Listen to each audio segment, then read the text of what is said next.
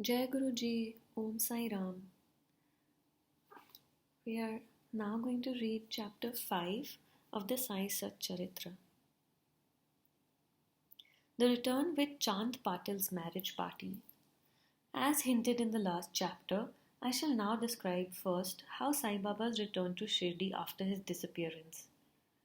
There lived in Aurangabad district, in a village called Dhoop, a well-to-do Mohammedan gentleman named Chand Patil. While he was making a trip to Aurangabad, he lost his mare. For 2 long months, he made a diligent search but could not get any trace of the lost mare. After being disappointed, he returned to Aurangabad with the saddle on his back. After travelling for 4 course and a half, he came on the way to a mango tree under the foot of which sat a Ratna, which is a queer fellow. He had a cap on his head, wore a kafni, and had a short stick called satka under his armpit, and he was preparing to smoke a chillum. On seeing Chand Patil pass by the way, he called out to him and asked him to have a smoke and to rest a little. The fakir asked him about the saddle.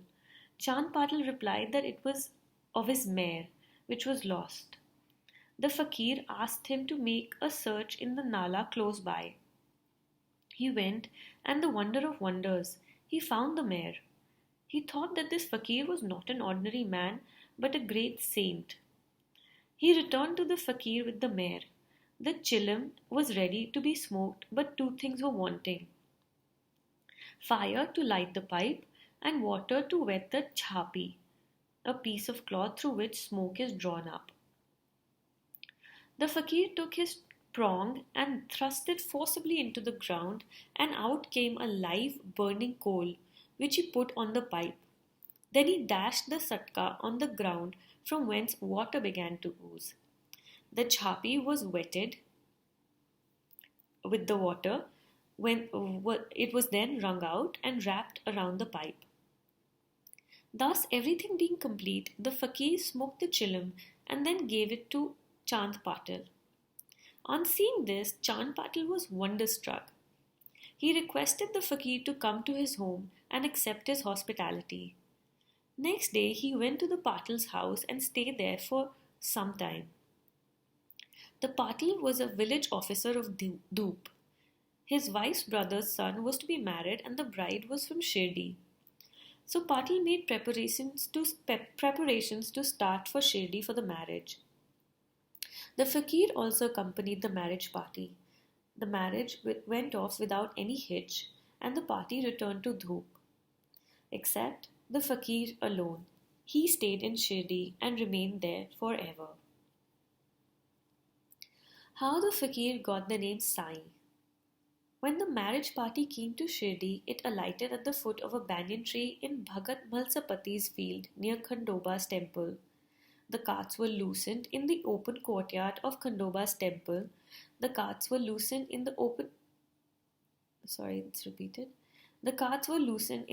courtyard of Khandoba's temple, and the members of the party descended one by one. And the fakir also got down. Bhagat Malsapati saw the young fakir getting down and accosted him, saying, "Ya Sai," which means "Welcome Sai." Others also addressed him as Sai, and therefore his name became known as Sai Baba. Contact with other saints. Sai Baba began to stay in a deserted masjid.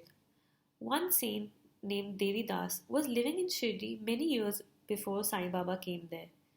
Baba liked his company. He stayed with him in the Maruti temple in the Chavdi and sometimes lived alone.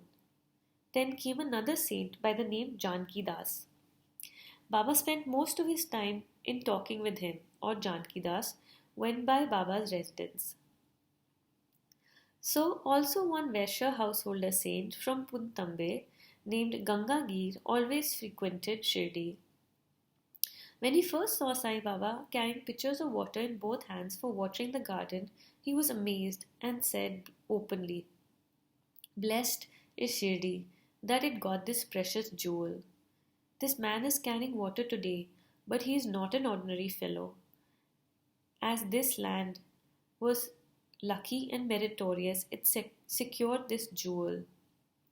So also one famous saint by name Anandnath of Yevalamat, a disciple of Akkalkot Maharaj, came to Shirdi with some Shirdi people. When he saw Sai Baba, he said openly, "This is a precious diamond in reality. Though he looks like an ordinary man, he is not a gar, but a diamond. You will realize this in the future." Saying this, he returned to Yevala. This was said while Sai Baba was a youngster. Baba's dress and routine. In his young days, Sai Baba grew hair on his head, never shaved his head. He dressed like an athlete. When he went to Rahata, which is 3 miles from Shirdi, he brought with him a small plant of marigold, jay, and juhi, and after cleaning, he planted and watered them. A devotee by name Vaman Tatya supplied him daily with 2 earthen pitchers. With these, Baba used to carry the water. He drew water from the well and carried pitchers on his shoulder. In the evening, the pitchers were kept at the foot of the neem tree. As soon as they were placed there, they were broken, as they were made of raw earth and not baked. Next day, Tatya supplied 2 fresh pitchers again. This course went on for 3 years, and with Sai Baba's toil and labor, there grew a flower garden. On this site, at present, stands a big mansion, a Samadhi Mandir of Baba, which is now frequented and used by so many devotees. A story of Padukas under the neem tree. A devotee of Akkalkot Maharaj by name of Bhai Krishanji Ali Bagkar worshipped the photo of Akkalkot Maharaj. He once thought of going to Akkalkot in Sholapur district, taking the darshan of the Padukas of the Maharaj and offering his sincere worship there. But before he could go there, he got a vision in his dream. Akkalkot Maharaj appeared in the vision and said to him, "Now Shirdi is my resting place. Go there and offer your worship." Sai Baba changed his plans and came to Shirdi, worshipped Baba, stayed there for 6 months and was happy.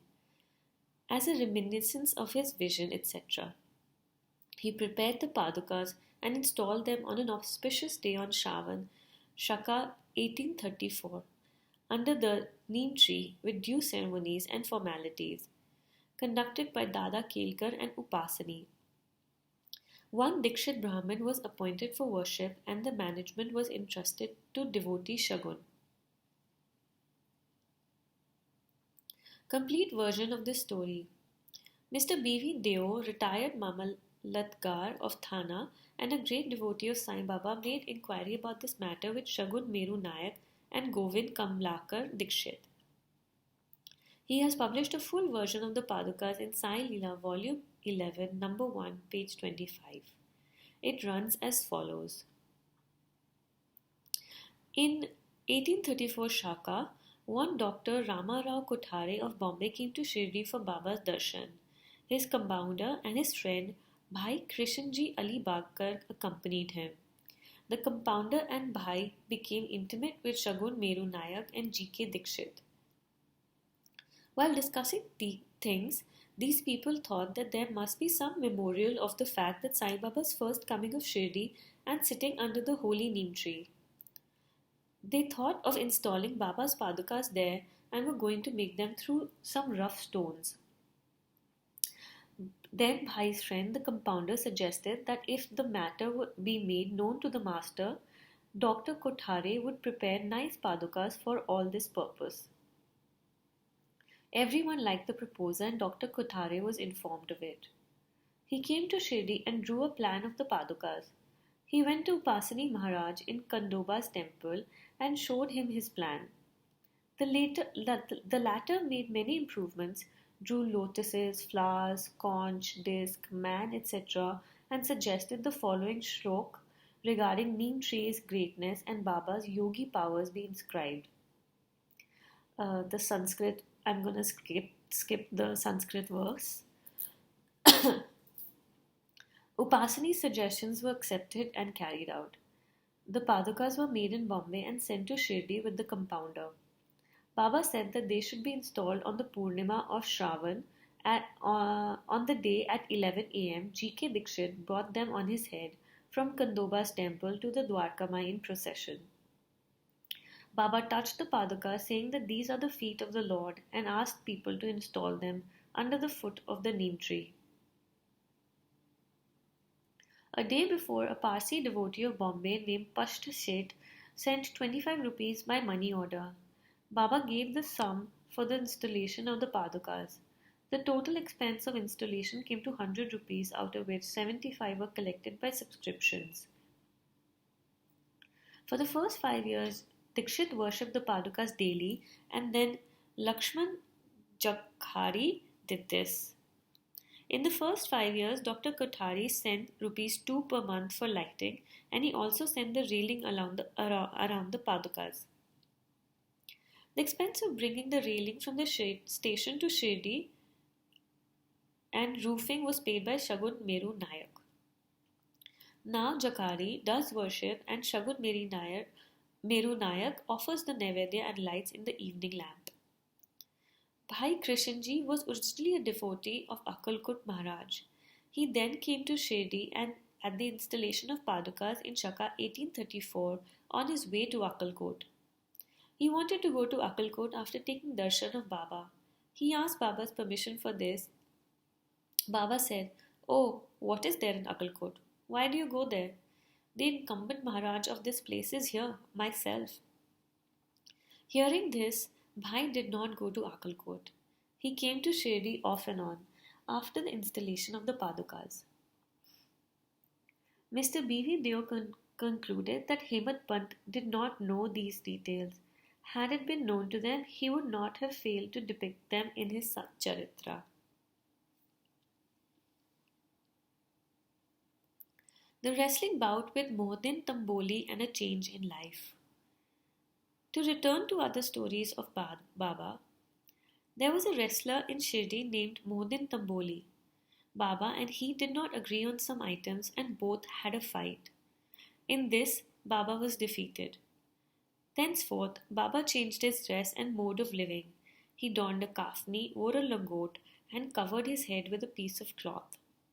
He took a piece of sackcloth for his seat, sackcloth for his bed, and was content with wearing torn and worn out rags. He always said, "Poverty is better than kingship, far better than lordship." The Lord is always the brother of the poor. Gangagir was also fond of wrestling. While he was once wrestling, a similar feel of dispassion came over him. And at the proper time, he heard the voice of an adept saying that he should wear out his body playing with God. So he too gave up samsara and turned towards God realization. He established a mutt on the banks of the river Puntambe and lived there with his disciples. Sai Baba did not mix and speak with the people. He only gave answer when he was questioned. By day, he always sat under the neem tree, sometimes under the shade of a branch of a babool tree near the stream on the outskirts of the village. In the afternoon, he used to walk at random and go at times to Nimgaon. There he frequented the house of Bala Sahib Dingale. Baba loved Mr. Bala Sahib. His younger brother named Nana Sahib had no son, though he had married a second wife. Bala Sahib sent Nana Sahib for taking darshan of Sai Baba. And after some time, with his grace, Nana Sahib got a son. From that time onwards, people began to come in numbers to see Sai Baba, and his fame spread and reached Ahmednagar. From thence, Nana Sahib Chandorkar and Keshav Chitambar and many others began to come to Shirdi. Baba was surrounded by his devotees during the day and slept at night in an old and dilapidated masjid. Baba's paraphernalia at the time consisted of a chilim, tobacco, a tin pot, a long flowing kafni, a piece of cloth around his head, a short stick which he always kept with him.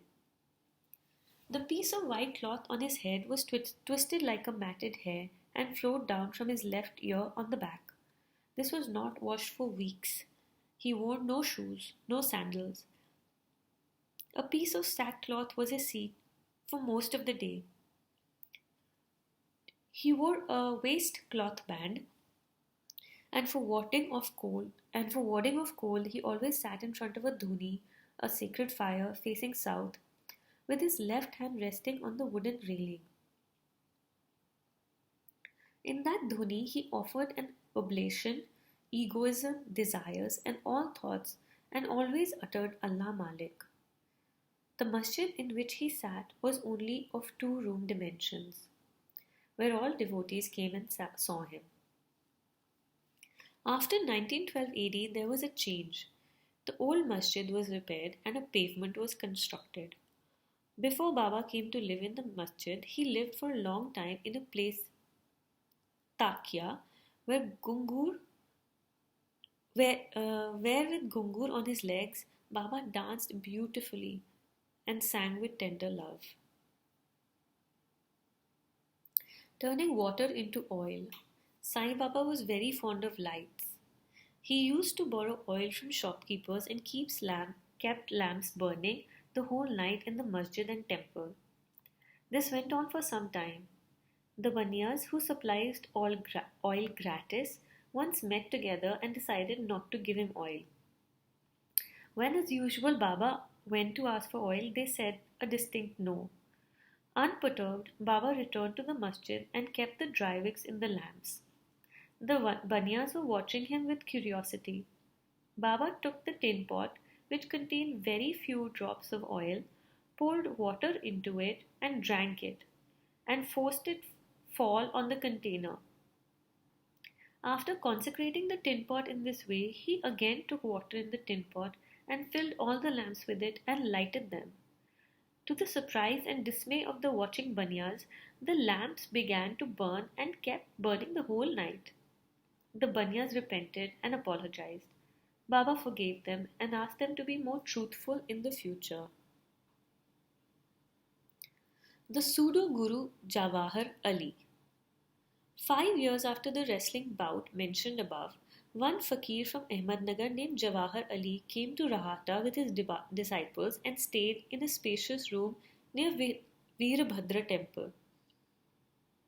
The fakir was learned, could repeat the whole Quran and had a sweet tongue. Many religious and devout people of the village came to him and began to respect him. With the help of the people, he started to build an Eidgah, a wall before which Mohammedans pray on Eidgah day. He built this near the Veerbhadra temple. There was some quarrel about this affair, on account of which Jawahar Ali had to leave Rahata. Then he came to Shirdi and lived in the masjid with Baba. People were captured by his sweet talk, and he began to call Baba his disciple. Baba did not object or consent to this. Then both Guru and Chela decided to return to Rahata and live there. The Guru never knew his disciple's worth, but the disciple knew the defects of the Guru.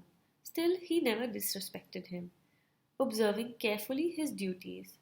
He even served his master in various ways. They used to come to Shirdi off and on, but their mainstay was in Rahata. The loving devotees of Baba in Shirdi did not like that Baba should stay away from them in Rahata. So they went in a deputation to bring him back to Shirdi.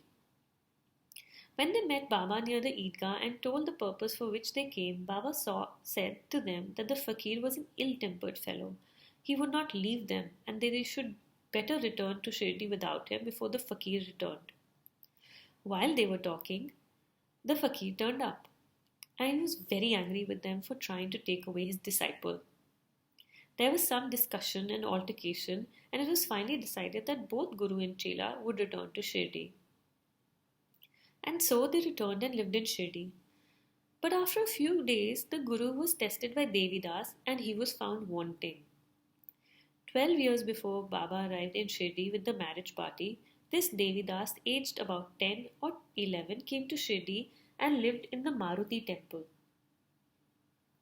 Devidas had fine features and brilliant eyes, and he was dispassion incarnate and a jnani. Many people, named Tatya Tote, Kashinath, and others, regarded him as their guru. They brought Jawahar Ali in his presence, and in that the discussion followed. Jawahar was worsted and fled from Shirdi. He went and stayed in Bijapur and returned after many years to Shirdi and prostrated himself before Sai Baba. The delusion that he was the Guru and Sai Baba was Chela was cleared away, and as he repented, Sai Baba treated him with respect. In this case, Sai Baba showed by actual conduct how one should get rid of egoism and do the duties of a disciple to attain the highest end, which is self realization. This story is told here according to the version given by Mahasapati. In the next chapter, we will be described Ram Navami festival, the masjid, its former condition, and later improvement. Bow to Sri Sai, peace be to all. Om Shanti. Jai Guruji, Om Sai Ram. Let's sit for 2 minutes, ponder upon the meaning of this chapter, its lessons, and absorb its truth and wisdom.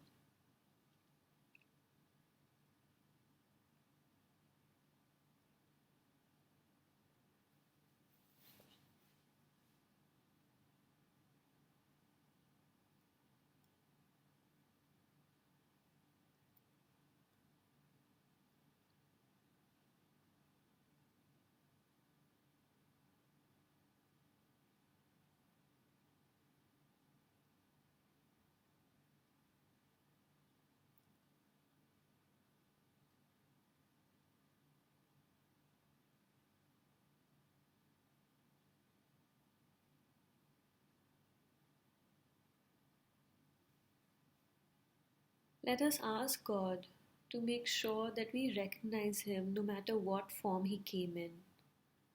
Would we recognize Him if He came to us as a fakir who had matted hair, no shoes? Would we pass Him by? Let us ask our Guru to make sure that we notice Him when He comes to us.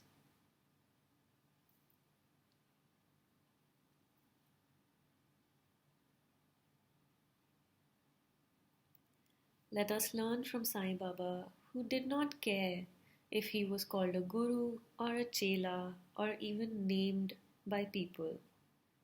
He remained the same no matter what people called him or how they treated him. Let us try to be this equanimous.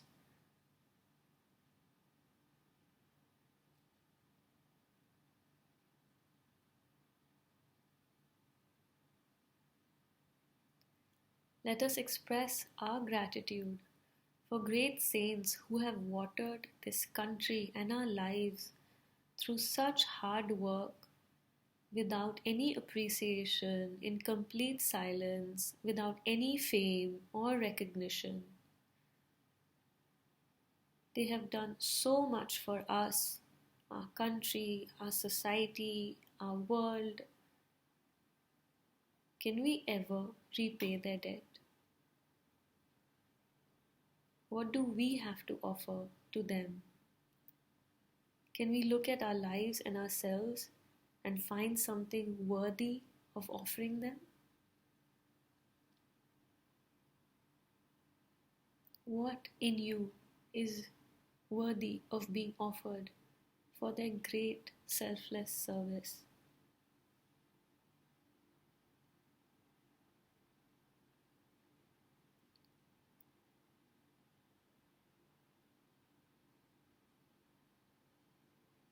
Let us find something pure and beautiful in us and place it at our Guru's holy lotus feet as a thank you.